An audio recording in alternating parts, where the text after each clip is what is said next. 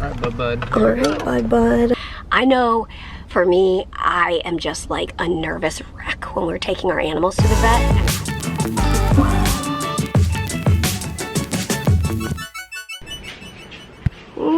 I didn't really want to get up this morning. Good morning, guys. Good morning. 7 days till Christmas. 7 days till Christmas. That's Ollie. 1 week. Ollie. 7 days till Ollie. Good morning. Good morning, Christmas poodle. Good morning, hair. We had to get Harry up. He was all snuggled and sleeping like in my crook of my arm. But we covered him in a Christmas blanket and peeled him up because he has to take his pills. I have them wrapped in butter. And then he has to go get blood work today.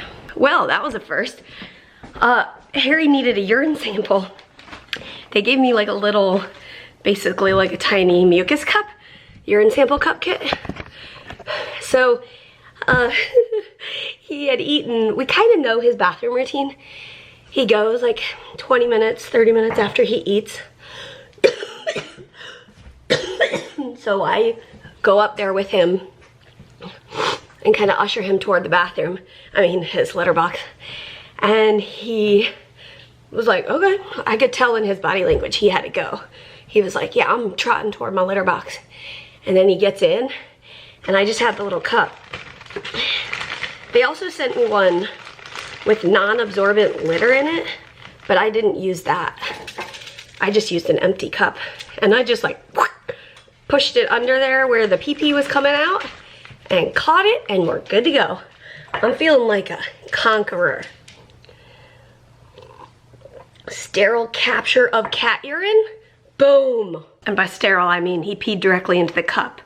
We were getting to a point a few weeks ago when we knew we were gonna have to do a urine sample. We were like, well, maybe we'll open up the plant room because he has bathroom issues in the plant room currently. He'll just pee in there. Oh, Bluebird, oh. Maybe we'll open up the plant room and he'll go pee in there and we'll suck it up off the floor and put it in the sample cup. No, this worked. So that's good.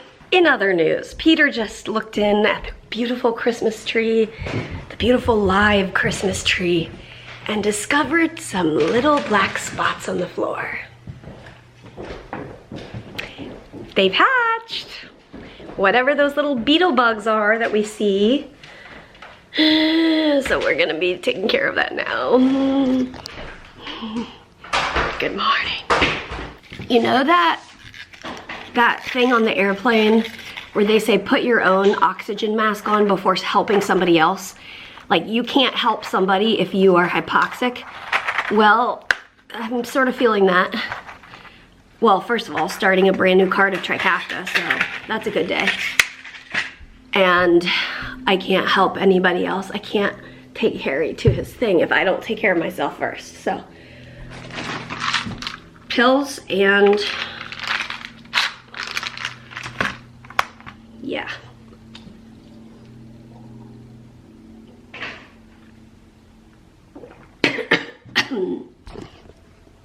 Cheers. I think the words What'd you say they are? aphids. And what did you say before that? Have a Christmas tree, they said. It'll be fun, they said. Peter almost vomited. Okay, well. They're on his bed. Gross. Ugh. I read that they are harmless and they can't live off the Christmas tree, and so it's fine, but I hate bugs. He put the Christmas tree on the front porch. So it'll still bring Christmas tree cheer to all who are near. Alright, bud. Alright, bud. He's happy. I mean, he's got sleepy drugs, so yeah. So Peter's just gonna drop him at the door. That's how they do it here at his hospital. But he has a microwave heat pack in there with him. It's like a ceramic bead. You know, it's like a neck wrap that's filled with little ceramic beads that you microwave for 90 seconds. And then I let that cool before I put it in his, I let it cool down a little bit, so it's still warm. It's on the bottom, and then he's got his Christmas blanket, so he's nice and warm and cozy. And then Peter's taking the urine sample as well. The first few times we've brought Harry to the vet, I mean, of course, we've only had him for a year, so we've only brought him, well, we've probably brought him more than a normal cat would go to the vet, but since he has some quirky stuff going on, the first few times I was so nervous. Like, I remember what I was wearing the first time, because I was like, well, it was, yeah, we were kind of like in shock that he had so much going on. But a couple of things have helped. One, I'm getting more used to it because we've had to bring him more frequently. And two, we have it down to a science. Number one, what the cardiologist recommended of treating him with gabapentin the night before and the morning of. So he's more docile. I mean, he wasn't aggressive, but he was agitated and like anxious. So he's more relaxed, which makes me feel more relaxed. And also, I was thinking, I wonder, for those who are veterinarians, you can let us know, but I was thinking now with COVID protocols, how we just drop him at the door, I bet the animals have so much less anxiety, because I know for me, I am just like a nervous wreck when we're taking our animals to the vet, and I'm like, be calm, because they can feed off of my anxiety, be calm, but no matter what I do, I'm always like, ah. So I bet the animals have so much less anxiety because they're not feeding off the parents. My bad.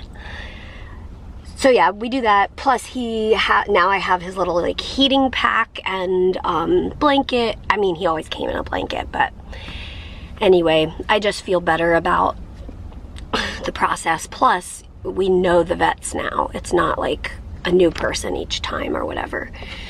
So those are the things that make me feel more calm.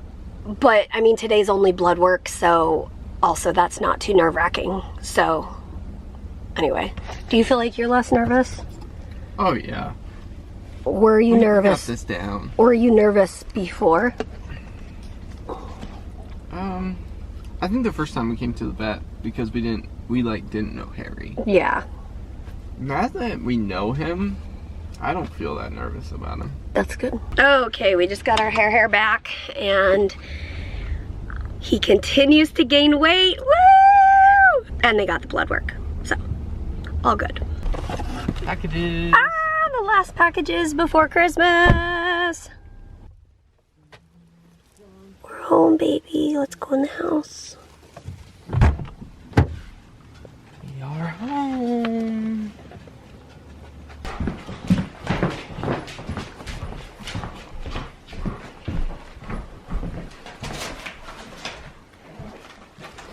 We brought your brother home. Okay. Which way do you want to get in?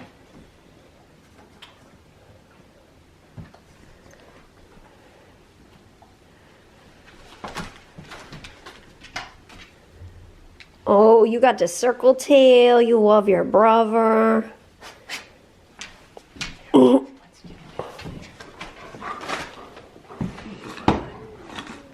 Oh, he doesn't want to get out. Do you want me to turn you on your side here?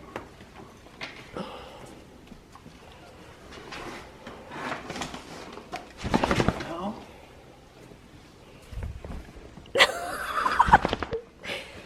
He might be there a while. Before we move on to anything else today, we need to flush my port. Flush Port. the port. Flush the port. Flush, flush, flush the port. Flush, Everybody, flush, flush the port. flush the port.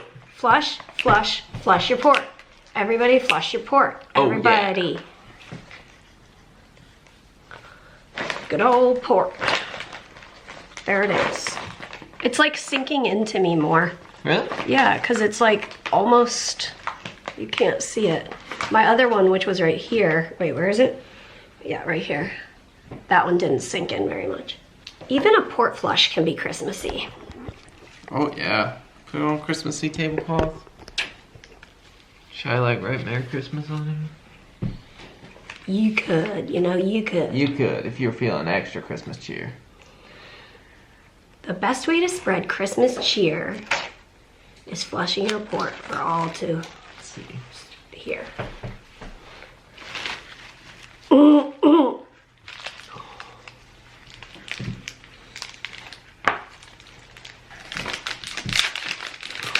Do we have sterile saline or do we? It didn't come with, oh, whoops. Do you mind running up? Okay. I guess probably, I don't think we have any sterile ones. I'll just hold it. Forgot the saline. Some of the dressing change kits come with a sterile saline, and that's what I thought, but it doesn't. Since we don't have a sterile saline, because I'm able to help Peter, if the person you're flushing the port for isn't able to help you with this, then I've also done it where I have another set of sterile gloves and you switch them after you use the non-sterile saline. But I just hold it and then Peter doesn't touch the unsterile part. I know some people put on 2 pairs of sterile gloves and then they just shed the one after they touch the unsterile. There you go. That works. If you need to like streamline the process, that's a good idea. I remember in college when I was trying to flush my own port right at my desk in my dorm room, I remember there was an elbow, hold the saline with the elbows with the sterile gloves. There was a whole thing. Wow. It was not ideal, but at the time I didn't think of asking for a second pair of sterile gloves. This is how we do the sterile and not sterile. It's like when the spaceship goes to the International Space Station and they latch up. Yeah. It's just like that. The Soyuz? Yes. Alright. I feel like practice and rhythm of sterile procedure teaches you, I'm always aware what's sterile and what's not. Yeah. Which is like a strange thing. I feel like not many spaces of life you have that kind of awareness. Yeah, I guess if somebody has a severe food allergy. Yeah. Because I remember babysitting for a child who had severe food allergies and we had a sponge to wash his dishes and a sponge to wash anything else. And that was another area where you had to be like really, really aware. True. But yeah, you're right. And I think that's why it can be hard for some people when they're just learning sterile procedure. Like, it is very foreign. Flush, flush, flush your port. Everybody, everybody, flush your port. Silver bells. Jingle bells. Should I lean back? Sure. I might have you turn toward me, actually. Flush, flush, flush your port. Everybody, Flush, everybody, flush flush your port. Oh, another area of life that people are learning, like what's clean and what's not, is like with coronavirus, when you go to the grocery store. True, true. You try not to touch stuff and touch your face. Don't touch your face. Everybody, everybody, don't touch your face. Good job. Can we do this? I can do it. I got you. I don't have to stay sterile. Mm-hmm. Oh yeah. Draw back. There we go. And since we're not putting on a dressing because it's just a port flush, I don't have to be accessed. He doesn't have to stay sterile. That's why he's doing it this time. Here, can I? Mm-hmm. Oh no, you can do it. I didn't know if you needed help. And by flushing a port, if you don't know what that is, we're putting heparin in there. Which, saline in it. Yeah, flush it with saline and then put heparin in the line, which is a anti-clotting agent. So, to and prevent. just like that. Because she's got from the port to her bloodstream a tubing. So blood would sit in that tubing, and by putting heparin in there, it prevents any blood clots in that tubing. And just like that, I ain't got no needle in my chest, I ain't got no needle in my chest, never have. I haven't. You're right, you haven't. All right, guys, that is that. I think we are gonna say, as always, We'll see you tomorrow. Harry's just gonna be sleeping the rest of the day. Ollie's coming to say goodnight. And good night, everybody. Good night.